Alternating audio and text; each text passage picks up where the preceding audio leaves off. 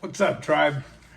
I was just sitting here thinking about how I've gotten old, and how at one time when I first entered the county jail, I felt like a gazelle amongst a bunch of lions, man. There's big old buff black dudes, fucking Mexicans everywhere, fucking with tattoos and just scary as shit. And you can't show that fear, man. You show a level of respect and hope that gets you by. That hope that the next man has that respect as well. That's not always the case. There's always that one lion out there that just wants to whoosh, get a piece of somebody. And when you're looking for a fight in there, they'll find a fight. You know. I never thought I'd get to be this age. I'm grateful for it, but you couldn't tell by how I've taken care of myself, and that just blows me away. And now I'm in a situation where like I can't cook for myself because at this point, I really just want to be a vegetarian, man.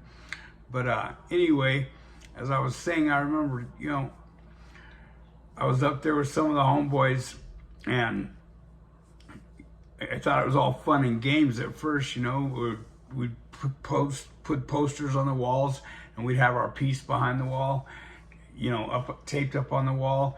And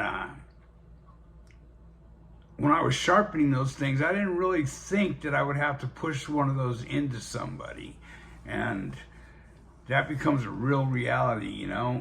When you're outnumbered, 15 to 1, then it's best to have something to, even shit out, or at least put the fear into somebody. For those of you that have never been in a riot, I remember I was at Medium North. There was another dude, his last name was Hill also. And he got into some shit about the phone, and next thing I know, it was kicking off, whites against the Mexicans, man. We were going at it. And I just so happened to get their shot collar in my arms. I'm thinking, fuck, what do I do, man? I'm holding him, and I'm just barely punching him, because I'm thinking there's going to be repercussions behind this when all is said and done. But once I realized it was a full-fledged riot, I did my best to give it to him a little bit, but I wanted him to think that I was cutting him a break, but I didn't want him to think that I was being soft, because I slept right next to him, and they stabbed that dude Hill with a pencil, like I think it was 17 times or something. He had a bunch of sticking marks in him. Anyway, we're going at it for a few, the cops finally come in, and they're smashing, they're doing their thing, pulling us out, and they're laying us out in the hallways. And they pulled all the whites out first because we were the lowest number, and it was fucking crazy, man. All these dudes, these older cats, as a matter of fact, they were like taking their pants off, taking their chonies off, and throwing them to the side. Like they literally shit their pants when they were fighting during the fight. I'm thinking, oh my God, like that wasn't much more than just a fucking a mosh pit dance, like there's levels, man. Like there's different levels and everything, and that really wasn't a riot. It was just a melee. 40 dudes, getting off, and there was probably 13 of us, and 27 Mexicans or whatever it was. I don't remember. It was something like that. And they were asking us what it was all about, and nobody would say nothing. And so they turned around and they sent us all back in, man, just like I was fucking afraid they were going to do. And I had to go back, and I got on the top, I was on a top rack at the time. I was just a youngster, so that's where I was at. The shot collar that I was holding during the riot was right here, and you could feel in the air that it was going to happen again. You know what I mean? Like, anyway, we're stuck on rack, riding our racks for a while. I think it was about a day and a half, and when they came in and tore shit up. You know what I mean? Because this dude Hill had a bunch of stab marks on him from pencils, but that's all they were pencils. You know, they tore up all the mattresses, searching the mattresses. They took everybody's store and they threw it all together in a big pile. They just came in and fucked shit up, you know, letting us know that it was their house. It's not like that today, man. I can tell you that right now. The policing that goes on in there now, just, you would never feel safe, you know, if that's who you were counting on, because on more than one occasion, we stopped them from coming in and doing their count, you know, because hot water. There was no hot water for a straight week, so we stood up and we wouldn't let them come in. Nah, fuck you. Go get a sergeant. You know what I mean? We need this shit fixed. And everybody pulled together. You know, it was sort of cool. I did dig that part about the unity of everybody, fucking whites, blacks, Mexicans. It didn't matter. No, race wasn't involved in it. It was a matter of we're humans. We deserve to have certain things. You know what I mean? We've been accused of a crime and we're sitting in here, but that don't mean that we got to be treated like animals. It was so horrible in there this time. I was in a dorm. I was in 5200, and there was a pipe leaking feces, man, and urine into. They just put blankets down there, and the air conditioner shut off, and we were just in there, man, just filth, you know? I scratched my leg, and I ended up catching fucking cellulitis. It was insane. But thinking back when I was young, you know, like, I caught crabs in jail from somebody sitting on my bed, I'm assuming. I don't know. Yeah, I can already read the comment jokes on that one. But anyway, there was lice going around. It's just a cesspool of filth, man. And people out here are just like, the kids out here want to go. I want to go get a free tattoo. It's fucking ridiculous, man. I can tell you this.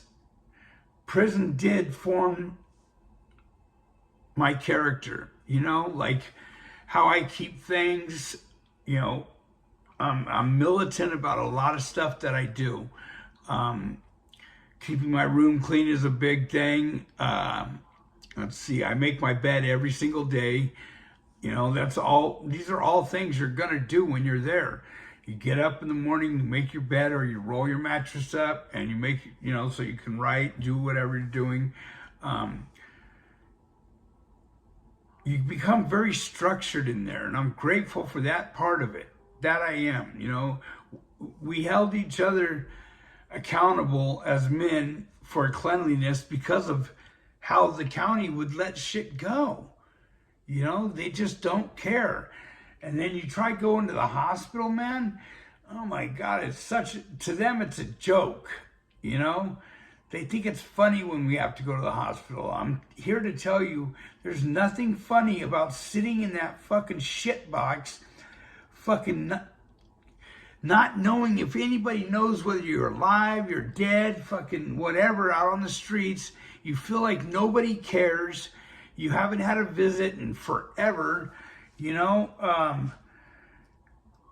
The phone calls, you don't even want to make them anymore after a while, because all you do is end up fighting. Who you with? Where you at? Blah, blah, blah. It was so hard having an old lady, man, that you cut them loose, you know? Like, hey, I'll see you when I get out, and if you could shoot me some money, that'd be fucking right. You know, I'd appreciate that. And that's about how it is. So if you don't want to give up your old lady, you know what I mean? Because one of the homeboys is gonna slide up in there when you're not around. I can assure you of that. You know, I've been that homeboy on several occasions, I'm sure. And I've had the homies do that to me as well. Trust and believe. I remember Kevin Brudek, I gave him the name Sarge. He he showed up to Jamestown, and he's like, "Hey, what's up, Badger?" And I'm like, "What's up, brother?" And, you know, and he and I were the thickest thieves out there. And he's like, "Hey, you know about me and Lala, right?" And I'm like, "What about you and Lala?" And he's like, "Well, you know, she was my old lady for a while." I was like, "Is that right?" I'm like, "Cool, cool." And he goes, "You know about me and Cheryl Lindleaf, right?" I'm like, "Dude, don't tell me, man." He's like, "Yeah, I'm actually having a baby with her." You know, this was my solid, righteous ass homeboy that I was counting on for money, and you know that I bought him a Cadillac Brits gold package. It was black. I had a white one with abalone hubcaps. It was a pimp mobile straight up. And I bought him one when I was out here doing big things. And when I was gone, man, he just stepped into my boots. It was that simple, you know. They say you don't lose your girl, you just lost your turn, you know, and that's a fact. You know, I had to accept that. And what that did was it set me up for, in the future, my expectations of people became lower. You know, I lost faith in mankind, you know. And recently, just reading the comments, man, my faith has been restored, you know. The love that you guys show me, I'm so grateful for. I remember sitting you know, I always got cell 13 or 11 or 8, you know, something way down there to where if I was in there getting fucked up, hey, too bad, nobody's gonna hear me, you know. I remember this one time I was in there and I was with, there were two Grape Street kids, you know. They just come down, they were both come down from YA, and they were having new charges. They both had life sentences. The one kid was fucking monster, man. Just, you know, just looked like he was roided out. And the other kid, he wasn't as big, but he had some size to him, you know. The blacks are pretty militant about working out as well. Every race is. They make sure that you have a strong car. You know, you have to work out. You have to be in shape to go to war, because that's what you're basically, that's what you're being ready for constantly in the California penal system, man. You're always at war with somebody. And, you know, at that time, whites didn't even talk to other races, man. You know, we sort of clicked with Southsiders, but we didn't talk to blacks at all. Indoctrinated. So you're fed all these lies, man. You know what I mean? Like, I remember when I got out and went to the hospital, and a black nurse was just so nice to me, you know, and I was so leery with her. And I'm so glad that I was able to put that part of me behind me. You know what I mean? Like, the racist part was, I don't know, that's what indoctrination is, the word I think I'm looking for. Anyway, it just was horrible, man. Like how I felt all the time when I'd be around other people. I was leery. I was always thinking they're going to get me. Even when I got out, I would always be watching other races, you know. And as time went by and I went to AA meetings and NA meetings, and, you know, I started shaking hands with people, it became a little easier to be a part of, you know, society, I guess is what it is. You know, going in at such a young age, you get fucked up in the head, man. And I lost a lot of that drive this last time. Like, when I got arrested this last time, man, it was bullshit. There was no reason for me to go to jail. I didn't do nothing that required me going to jail. This coward lied on me, said I came down there with a gun, when all I did was went down there and told him about himself. You know, it's absolutely crazy. And then, you know, I'm stuck going to court, and I'm trying to tell my public defender, hey man, this is what happened. You know what I mean? I never had a gun. And she's telling me, well, I'm not going to be able to prove that, man. You know, it's your word against his. And everyone's pro-black right now. It's basically what she said to me. She's all, you're white, he's black, you know, it's going to look like a hate crime. I'm like, man, that had nothing to do with it. The dude was a creep. That's it. I went down there and told him to leave somebody alone. That's it. That's all. You know? And for me doing that, I was facing, you know, 6 years, you know, just for going down there and saying something to this cat. And he was scared. When I left, I told him, I hope she's calling the cops right now, you know? And so I remember Harriet called me and she's like, hey, the cops are here. And I told her, good, go tell them what happened. So I basically told her to tell on me, you know? I didn't think it was going to go down the way it did, man. You know, I just took it in the ass on this one, and I'm not very happy about it. I still want to hire a lawyer to go back, I forget what it's called, pre-sentence. After you've been sentenced, I just want to go back and do this again. I want to go to trial, man, because I felt like I could have won, but you're sitting in there and you're scared because they're not letting you go out. So you're just stuck right there. And I had all these personal belongings for the last so many years that I gathered everything when I got out. I worked my ass off. I did what society expected of me. I took any job that was available at the time. I struggled. I helped the next man out. AA taught me a lot of stuff, man. You know, I'll give them that. I'll definitely give AA that, and A as well. But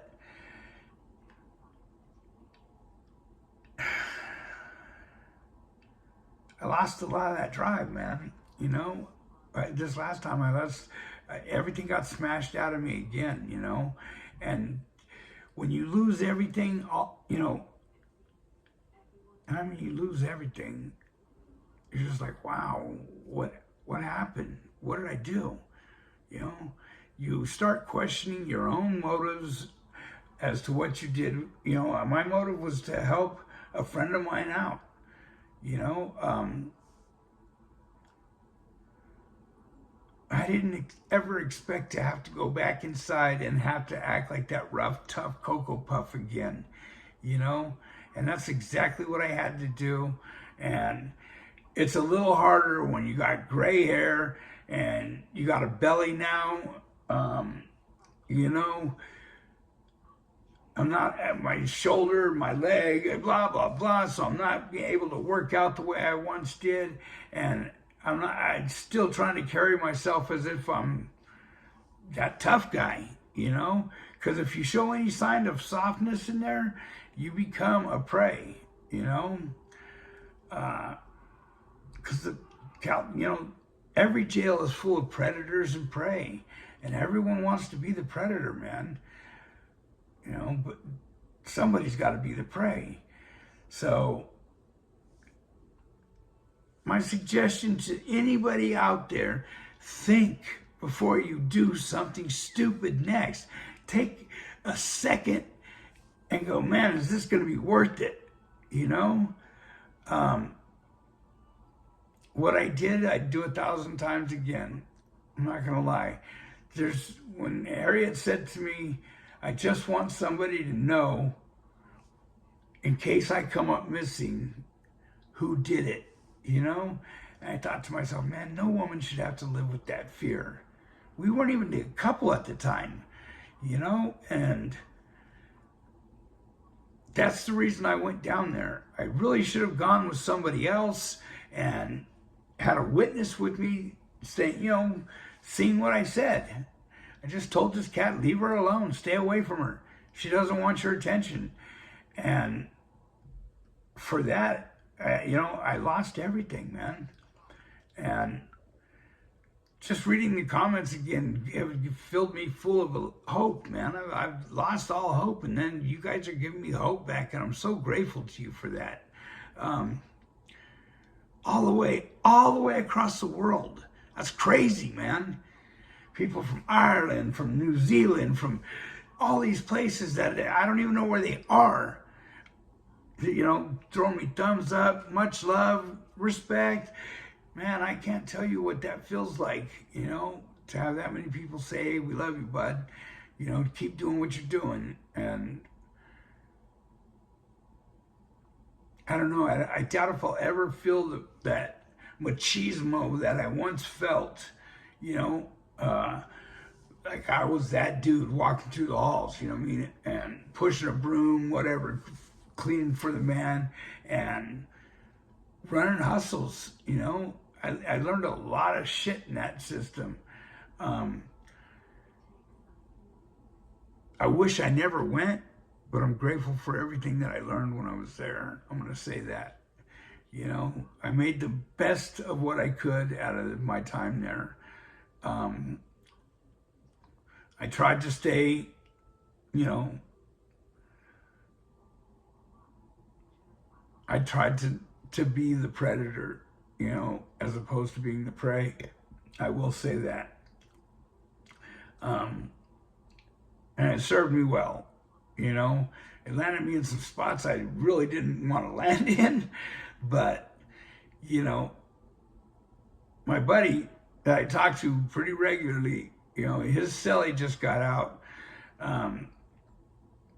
He's one of the fellas, and he had 45 years in the shoe.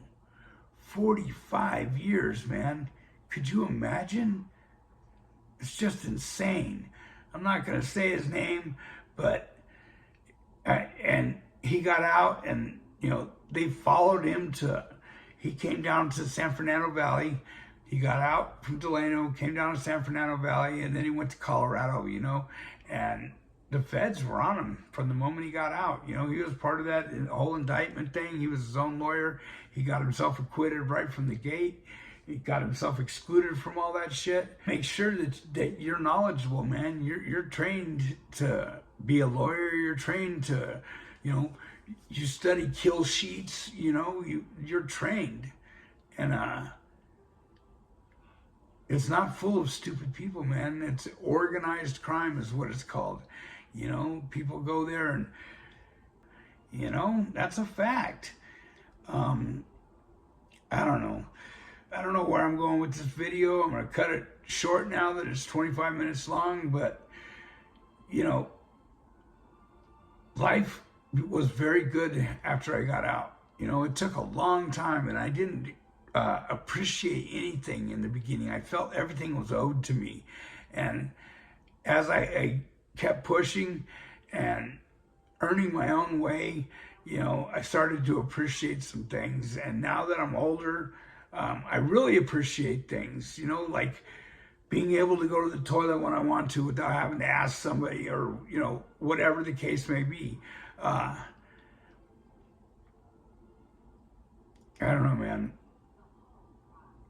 I hope I never have to go back, you know, but I'm on probation, and I really don't feel like following any of their rules, man. I don't feel like answering to anybody. You know, I already did all this shit. I just don't feel like it anymore. I actually have court this coming morning, you know. I'm not going. My lawyer's going to go for me. It's just to get community labor down to community service, you know. I'm all fucked up, but they still want 30 days of labor out of me, you know. It's crazy. But anyway, jail's a very real thing for me again, and I don't like how I'm not comfortable in my own skin ever because of that thought. You know, when I was off paper, I started to get comfortable, and I did the right thing every day, you know. being in a breakup caused me to go a little chaos, but not causing any harm to anybody but myself, you know. I don't know, you guys. Do yourself a favor and take a minute and think before you pull that trigger, before you throw that punch, or before you get all bravado with somebody. Just think about things. Think it through, man. 1 second it can change your entire life, And I'm not going to say it. It's going to be good. The change won't always be good, I can assure you. Learning those things was great, but how I had to come to learn them wasn't so great, if that makes sense. Anyway, I love you guys. I can't thank you enough for being there for me. I'm going to do an interview here real soon. That's what I want to do, because I think that that's what you guys deserve. So I just got to find somebody that's interesting enough, you know what I mean? Been there, done that, and hopefully is doing the right thing now. That's what I want. I don't want somebody who's been there, done that, and is still doing that, That's not what I want to bring to the channel. I want to show that we can flip around and do the right thing and become a productive member of society, and that we deserve to be out here, With that said, thank you, heavy hitters. I appreciate you. You're my tribe, and I don't know what I'd do without you, man. Nothing but love and respect. I don't know how my story ends, but it'll never say I gave up. Respect.